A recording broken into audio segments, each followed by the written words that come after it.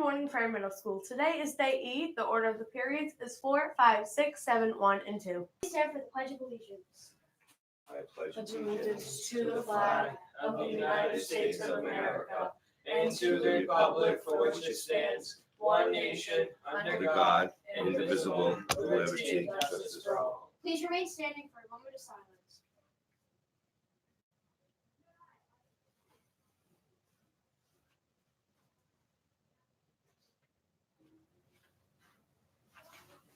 Please be seated. Now to history, sports, and weather. Here's a look at this day in history. November 5th. In 1872, suffragette Susan B. Anthony was fined for attempting to vote in the presidential election. On this day in 1940, President Franklin D. Roosevelt defeated Wendell Willkie and won an unprecedented third term in office. This day in 1974, Ella Grasso of Connecticut became the first woman elected governor of a state without succeeding a husband. And on this day in 1994, George Foreman became boxing's oldest heavyweight champ. He had retired after losing his title to Muhammad Ali. 20 years later, he came back, slugging his way to the heavyweight match against Michael Moorer. It took 10 rounds, but 45-year-old Foreman took the belt once again. And that's this day in history.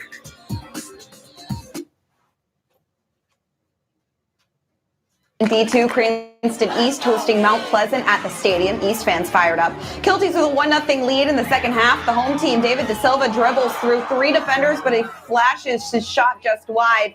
Last best chance for the Bolts off Luis Cavallo Puelo's corner. Angel Lopez heads it, but Hector Lopez with one of his 9 saves in the shutout. Mount Pleasant upsets the top seed 1-0, the final score. In Division 2 girls, the 3-seed East Providence hosting Cheraho in another quarterfinal matchup. Home team was trailing 2-1. The deflected ball falls to Alyssa de Oliveira. She corrals it, then fires it home. Townies would lead 3-2 at the half, but Chargers pull off another upset. Tessa Azanara wins the race to the ball, controls it, then crosses in Rebecca Sullivan in front to knock it home. Cheraho moves on to the semis with a 4-3 win.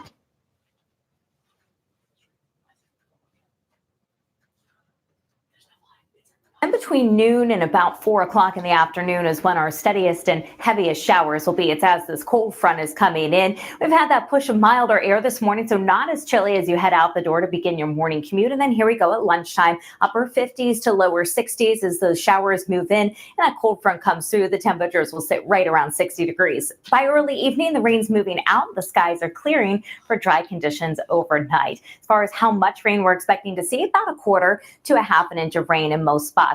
And our 3-day forecasts are back to dry, cool weather for your Wednesday, down to 42 overnight, then in the lower 50s for highs. Thursday daytime is dry, still looking at a system that's going to deliver some rainfall. Thursday night could briefly end to some snow showers on Friday morning. You can get all those details over on Fox Providence. All right, then. Hi, I'm Alicia Fortunati. And I'm Lucas Anderson. And you're watching Ferri Live. Today's lunch is scheduled as the following. First lunch is 6 blue and 6 white. Second lunch is 7 blue and 7 white.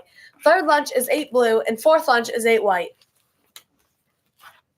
Today's lunch special is beef and chicken tacos, seasoned black beans, pulled pork and ham Swiss Quabano, seasoned corn, and fresh fruit and veggie bar. Delicious. I know. Today's quote of the day is by Anne Frank. How wonderful it is that nobody needs to wait a single moment before starting to improve ahead. Wise words. Good morning. Starting yesterday, we only broadcasted through the Ferri Live program, which we are continuing today. Mr. Pistacco sent a link for students and teachers to subscribe. Students can watch directly on their lone device after subscribing. Teachers, you can also display the live by the Chromecast or direct wire HDMI on your screen. Most advisors have the connection. If you need the HDMI cable to connect your screen, please see Mr. Pistacco. A student's device can be connected if your device is needed for attendance. The Channel 1 system was discontinued yesterday, and we are no longer broadcasting movies in the other manner. Thank you. Attention students and teachers, we are asking for every student to give your clean trays to your clean styrofoam trays to the members of the green team every lunch. Yes, every lunch. If it is clean, please keep it clean and do the right thing. Your Earth Day. And now to Lucas. Thank you, Alicia. Today's joke of the day is... Thank you. What do vegetarian zombies eat? Well, I don't know. What do they eat? Grains. Yum, yum. Today's fun fact. Rudolph's red nose is probably the result of a parasitic infection in his respiratory system. That's interesting. Okay. Hmm. Attention students and teachers. Joke submission box in the library. If you would like to submit a joke for Ferri Live, please bring it down to this blue box. Thank you. We need the jokes. The Scholastic Book Fair is coming in November. The dates are Thursday, November 21st, Friday, November 22nd, and Monday, November 25th. Lots of great book titles and gift ideas will be for sale. Today's book talk is Stepsisters by Jennifer Donnelly. Don't just fracture the fairy tale, shatter it. Isabel should be blissfully happy. She's about to win the handsome prince, except she isn't the beautiful girl who lost the glass slipper and captured the prince's heart. She's the ugly stepsister who cut off her toes to fit into Cinderella's shoe. Is ugly in the eyes of the beholder? Today's next book talk is Creep by Elaine Corrigan. When the Donahues move into the neighborhood, life immediately improves for Sophie. She's never met a friend like Hannah Donahue, but when ominous letters start arriving at the Donahues' mailbox, Hannah and Sophie find themselves out of their depth, immersed in a frightening mystery. Who is a sentry and why is he or she so obsessed with the house at 16 Olcott? Ferri, forever educating respectful, responsible individuals. That's all for today. I'm Alicia Fortunati. And I'm Lucas Anderson. We'll have more news for you next time. Until then, have a fantastic Tuesday. Okay, so CNN.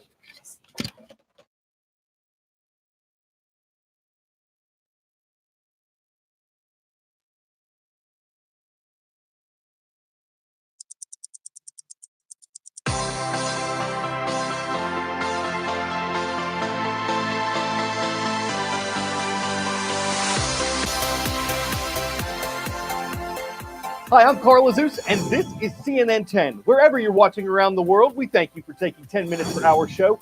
This Tuesday, we're starting in Southern Asia. Of the 30 most polluted urban areas on the planet, 22 of them are in India, the world's second most populated country.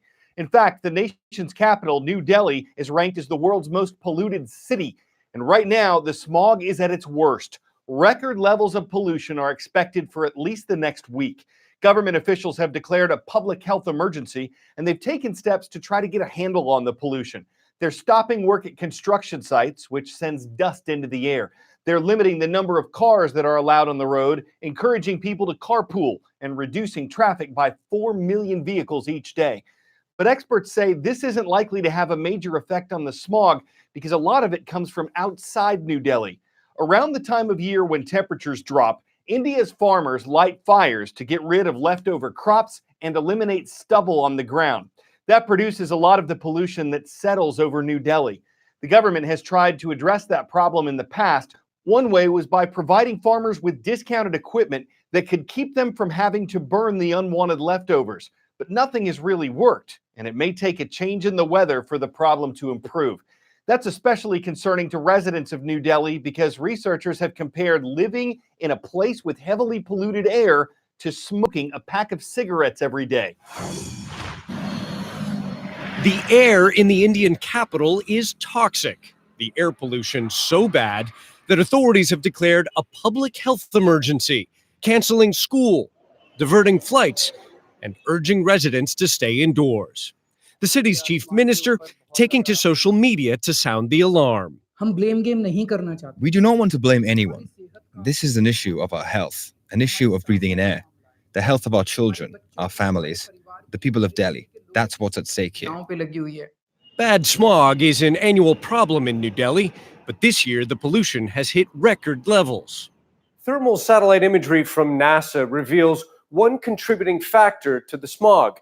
Thousands of suspected fires burning upwind from the Indian capital in the neighboring state of Punjab. Farmers in India typically burn their fields this time of year after the harvest. Weather patterns then trap that smoke up against the Himalayas around northern cities like New Delhi. But experts say the capital city also creates much of its own pollution. There are 4 types of sources. You've got industries and power plants. You have transport emissions, particularly trucks, but also private vehicles. You have waste burning of various kinds, and you have road dust and construction dust. All of them are major contributors of air pollution in Delhi. And those are the sources that we need to be targeting better within the city. The government imposed an odd-even policy aimed at reducing cars on the road. It's also issued millions of masks to children. But doctors say they've seen a surge of patients suffering respiratory problems. On Sunday, demonstrators protested against the pollution. We're concerned about our futures and about our health, but we're also fighting this on behalf of children and the elderly who bear the biggest brunt of the problem here. New Delhi is one of the most polluted cities in the world, and forecasters say there are no signs the air will improve anytime soon. Ivan Watson, CNN. 10-second trivia. Where would you find about 20% of the world's surface freshwater? Great Lakes, Greenland ice sheet, Caspian Sea, or Lake Victoria? Together, it's the Great Lakes that contain about 20% of the world's freshwater. A lot of that water flows over Niagara Falls, and back in 1918, a boat known as the Iron Scow almost flowed with it. During a dredging operation, the vessel became detached from its tugboat and started drifting toward the falls. 2 men were aboard, and they intentionally opened up compartments at the bottom of the boat to flood it and slow it down. The scow grounded on some rocks in shallow rapids. The men were eventually rescued the next morning, and because it was too dangerous to try to remove the scow itself, it's been rusting there less than 2,000 feet from Horseshoe Falls ever since. But last Thursday, there was a storm. High winds and heavy rains dislodged the boat and moved it 150 feet closer to the Canadian side of the falls. It was the first time it had noticeably moved in 101 years, and the Niagara Parks Commission says it's anyone's guess whether the Iron Scow will remain there for days or for years. Back on land, we're taking a look at how an application is helping people get from A to B in South Africa. Go Metro was started in 2012. Its original goal was to help people keep track of trains, what their schedules are, what their fares are, when there were problems with them or service stops. It's expanded to recommend more efficient routes for minibus taxis. People rely on them for most of the transportation to work and school across South Africa. But one obvious drawback to more efficiency is that minibuses wouldn't go to as many different places as people may want them to. Riders who might need door-to-door service, for instance, could have trouble getting to a designated stop. But the company is one example of how virtual information is changing physical transportation. Some public transport is formal, like a bus that follows a schedule and arrives at each stop on time. Others are informal, where the route always changes and you can get on and off whenever you want. Like South Africa's minibus taxis, which account for nearly 70% of all public transport trips in the country in 2013. In the informal sector, there is no requirement for adherence to safety, labour and other legislative norms. In fact, these are normally the ones that the industry sacrifices in order to be sustainable. That's Justin Coetzee, whose startup Go Metro is using big data to help authorities begin to regulate informal public transport in South Africa.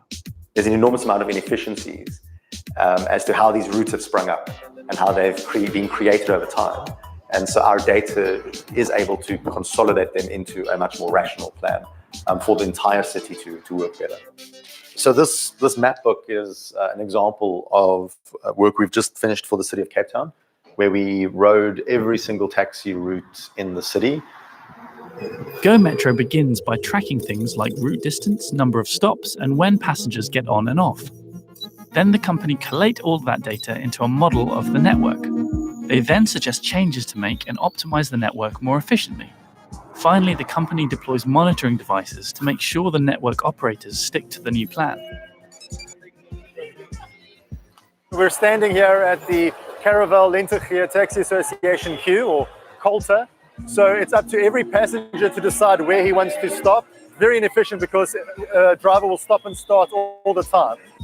What we found was that you're doing about 3,000 riders in the morning. Some of your operations are extending a little bit further than necessary for maybe 1 or 2 pickup. So when we formalize, we're going to stop a lot of the special deliveries and the special door-to-doors. 100%. Because that's wasting dead mileage. Dead mileage. Networks that we analyze, we think we can generally find between 30 and 50% efficiencies, either by introducing bigger vehicles, by changing the route, changing the schedules.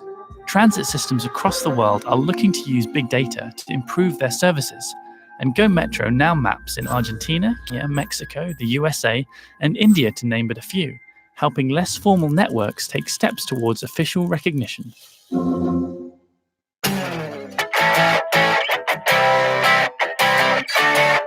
While bow hunting from his kayak in Michigan's Grand River, an outdoor sportsman recently came across an old Coke bottle and thought it was litter. On closer inspection, though, he found a message in the bottle dated April 4th, 1976. It had a name and an address on it, and more than 43 years after Troy Brayman tossed it into the water, he got his response on Facebook. The sender and the finder of the message found they have a lot in common. Of course, after so many years had floated by, the nostalgia might have left the sender a little glassy-eyed, but it shows how time is a bridge between past and present, and a river runs through it. So next time you're out in a boat and you get a message whose text is in pencil from days of yore, don't keep it all bottled up. It could end your day on an up note. We hope today's show did. I'm Carl Azus for CNN.